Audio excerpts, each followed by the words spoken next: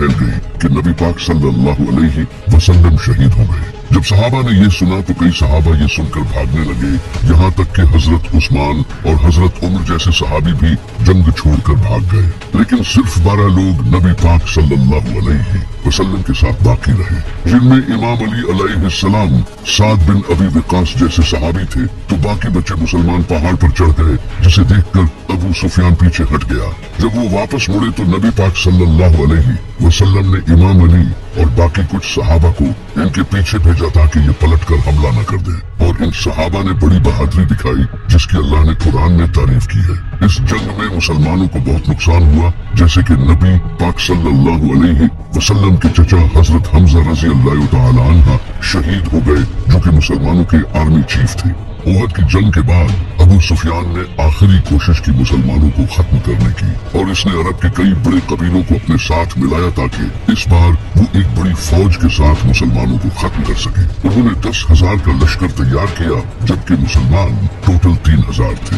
वहीं दूसरी तरफ नबी पाक सल्लल्लाहु अलैहि वसल्लम को भी इस बात का पता चल चुका था कि इनके खिलाफ साजिशें हो रही हैं। तो नबी अलैहिस्सलाम ने सहाबा से इस बारे में मशवरा किया। तो एक सहाबी जो कि पर्शिया को छोड़कर मदीना आए थे, जिनका नाम हजरत सुलेमान फारसी था, उन्होंने नबी अलैहिस्सलाम को बताया कि पर्शिया में हम अपने दुश्मनों से बचने के लिए खंदक खोदते हैं, जिससे वो हम तक पहुंच नहीं सकते, और हम इन पर तीरों के साथ हमला करते हैं। तो नबी अलैहिस्सलाम को ये ऑप्शन ठीक लगा और आपने मदीना के फ्रंट पर खंदक खोदने का फैसला किया, क्योंकि मदीना बाकी सभी तरफ से पहाड़ों से घिरा हुआ था। तो फिर मुसलमानों ने खंदक खोदना शुरू कर दिया। ये खंदक खोदना ही मुसलमानों के लिए एक बहुत मुश्किल काम था, क्योंकि मदीना एक पहाड़ी इलाका था और इस इलाके में खंदक खोदना कोई आसान काम नहीं। लेकिन फिर भी मुसलमान पूरी जान लगाकर खंदक खोदते रहे। खंदक खोदते वक्त एक ऐसा पत्थर आया जो कि हजरत सलमान फारसी रजी अल्लाह तआला अन्हु से टूट नहीं रहा था। तो सहाबा ने नबी अलैहिस्सलाम को जाकर ये बताया।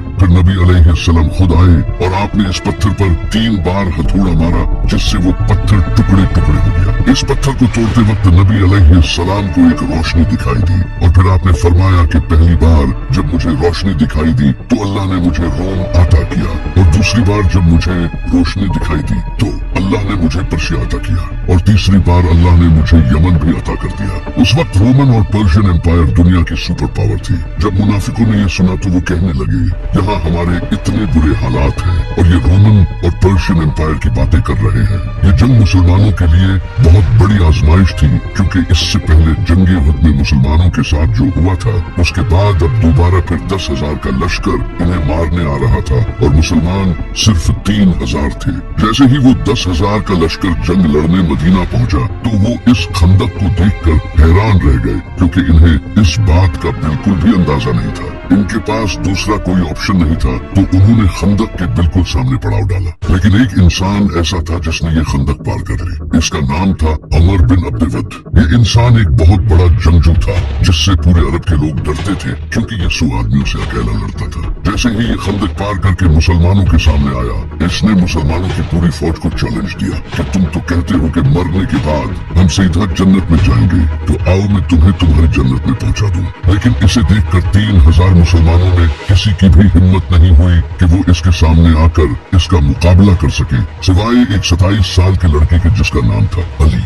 जैसे ही इसने मुसलमानों को ललकारा तो इमाम अली अलैहिस्सलाम खड़े हुए, और आपने नबी सल्लल्लाहु अलैहि वसल्लम से इजाजत मांगी। लेकिन नबी सल्लल्लाहु अलैहि वसल्लम ने इमाम अली अलैहिस्सलाम को बैठा दिया। इसने दोबारा फिर ललकारा, लेकिन कोई खड़ा नहीं हुआ सिवाय इमाम अली के। लेकिन नबी अलैहिस्सलाम ने दोबारा फिर इमाम अली अलैहिस्सलाम को बैठा दिया। तीसरी बार जब इसने दोबारा फिर ललकारा तो नबी अलैहिस्सलाम ने इमाम अली अलैहिस्सलाम को रवाना किया। एक तरफ अरब का मशहूर जंगजू जिसके पास सालों का जंगी एक्सपीरियंस था, और दूसरी तरफ एक 27 साल का लड़का। जैसे ही इमाम अली अलैहिस्सलाम इसके सामने गए तो उमर बिन अब्दुवद ने इमाम अली अलैहिस्सलाम को पहचान लिया, क्योंकि इमाम अली के वालिद अबू तालिब इसके बड़े अच्छे दोस्त थे। तो इसने इमाम अली से कहा कि मैं तुझसे नहीं लड़ सकता, किसी और को भेज।